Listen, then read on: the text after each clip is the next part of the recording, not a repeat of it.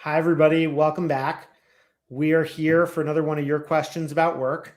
And I'm here with one of our favorites, a repeat here, who's Mac Conwell, who is, like me, a VC. I invest in the future of work. He invests more broadly around the country. And Mac and I were talking, and we were talking about this subject that is, it's yet another one of these timing and dosage questions of how much and where. But so the question for today is, when I'm negotiating, when do I bend and when do I stand firm? And would love any philosophy you have on that, Mac. So for me, when you're negotiating, there's usually a lot of wiggle room. And very often, even though when there's wiggle room, people try to get locked down and entrenched and saying, this is my position, this is what it's going to be. In the line of work that we do in venture capital, that's an easy way to get yourself knocked out of a deal, right? Like we say we're founder friendly, but then when we get in negotiation, that's when that term shark comes out. Well, sometimes it's okay to be a minnow. You don't always have to be a shark.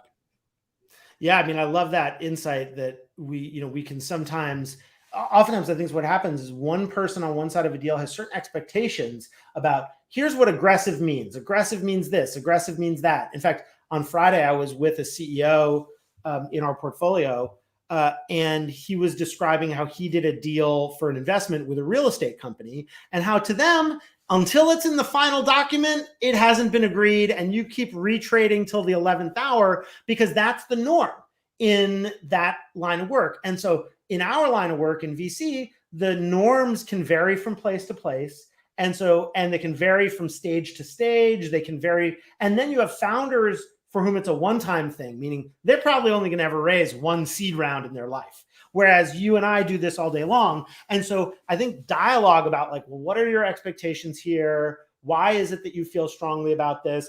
And then, that phrase penny wise, pound foolish comes up a lot. And then, the last thing I just throw in, and I'm curious how you think about this, is sometimes you can get deal points that in practice, they're really not that important. They're not as important as whether you're going to do the deal at all. But then it's not ego. Sometimes it's ego, but sometimes it's the principle of the thing that's where you get hung up. It's here, I'll give you an example of one. Let's say you had 10 investors investing in a company and a founder came to you, Mac, and they said, I want you to take a slightly worse deal than everybody else for some reason. Insert reason here. Well, maybe the deal's 1% worse for you. In reality, does that really matter? No. But the principle of the thing of everybody being treated equally might matter to you a lot. And so I'm curious how you think about those moments when they come up. I mean, when moments like that come up, you try to push back a little bit, right? There's room for negotiation. But if the founder is staying firm, then it comes down to how much do you truly believe in the company? What's your conviction? Because here's the thing. If you told me I had the opportunity to invest in Uber, but everybody else was investing at 20 million and you wanted me to invest at 22 million. Yeah. If that's the only way for me to get in the deal, what am I going to say? I passed an Uber because they wanted me to go up 2 million on the valuation. 100%. That's something you would never say to anybody because everybody would look at you like you're crazy. But in these moments, we don't know what the next Uber is going to be. So if you truly have that kind of conviction, to stick firm to your conviction, if you truly believe in that founder, that company, so what if you got to put another 2 million or 3 million on the valuation?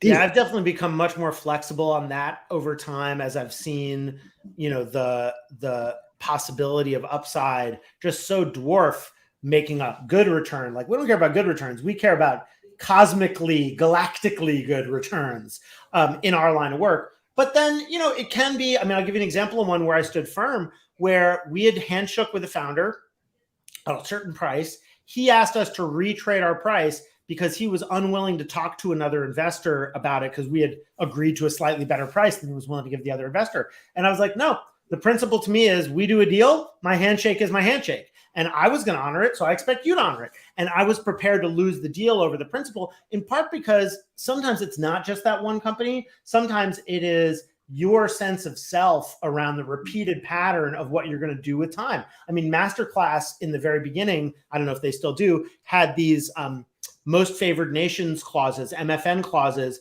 with their early instructors. And that really helped them in the sense that they were like, look, if I give you instructor number 72, you may be famous, but if I give you this deal, I got to go back and give it to all these other people's 1 through 71. And so one of the reasons I think negotiating is so endlessly fascinating is it's very difficult to apply a blanket principle. But I love your insight that if it's just your ego that's getting in the way, as opposed to some other stand-in, well, then you just got to decide what's more important, your ego or doing the deal. And let's hope doing the deal is more important. What I would say to the example you gave, though, is a little different because you already had a handshake deal. You had an agreement with that founder. And so now if the founder's coming back to you because they don't want to negotiate with another VC, that also speaks to the way they do business. Sure. Like if they're going to do that with you, that means what are they going to do with to this vendors? founder's credit, let me just say, just so folks know how the story ended, I said to the founder, listen, like we did a deal.